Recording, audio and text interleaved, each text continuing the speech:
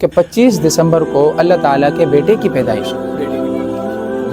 جب اللہ تعالیٰ کے بیٹے کی پیدائش کے طور پر اس تہوار کو منایا جاتا ہے، حالانکہ جو سراسر اور کھلم کھلا شرک ہے اور بالکل اسلامی تعلیمات کے بھی خلاف ہے، خود کرسچن اور عیسائیوں اور بائبل کی تعلیمات کے بھی خلاف ہے۔ اللہ کا کوئی بیٹا نہیں ہے۔ قرآن پاک فرما رہے لم یلد ولم یولد، اللہ نے نہ اللہ کسی سے پیدا ہوئے ہیں، نہ کہ اللہ کی کوئی اولاد ہے۔ سبحانہ، اللہ تعالیٰ کی ذات پاک ہے، ان یتخذ ولدا، کہ وہ اپنے لیے اولاد بنائے، بیٹا بنائے۔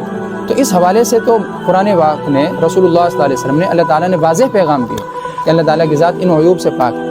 اصل میں ان کا مقصد ہی یہ ہے کہ خوشی اسی چیز کی مناتے ہیں۔ ان کے ہاں موقف یہ ہے، وہ نبی کی پیدائش کی خوشی نہیں مناتے 25 دسمبر کو، وہ خوشی مناتے ہیں 25 دسمبر کو کہ اللہ کے بیٹے کی پیدائش ہے۔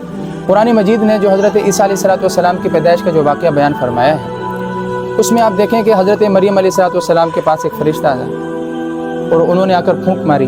اللہ تعالیٰ نے جو ہے حمل عیسیٰ علیہ السلام کو حمل کی صورت میں پیٹ میں ڈال دیا، پھر درد ذیل ہوا، پھر آپ جو ہے کمرے سے اپنے سے نکلیں، جو ایک ٹیلے پر گئیں تو کھجور کے درخت جو ہے نا لگے ہوئے تھے، کھجوریں پکی ہوئی تھیں، تو ایک خشک تنے کے پاس آپ جا کر کھڑی ہو گئیں، اور پھر اللہ تعالیٰ نے فرمایا وَهُزِّي إِلَيْكِ بِجِذْعِ النَّخْلَةِ تُسَاقِطْ عَلَيْكِ رُطَبًا جَنِيًّا، آپ اس خشک ٹہنی کے یہ جو کھجور کا تنا ہے اس کو ہلائیں، اللہ اس سے تازہ کھجوریں گرائیں گے، تازہ کھجوریں۔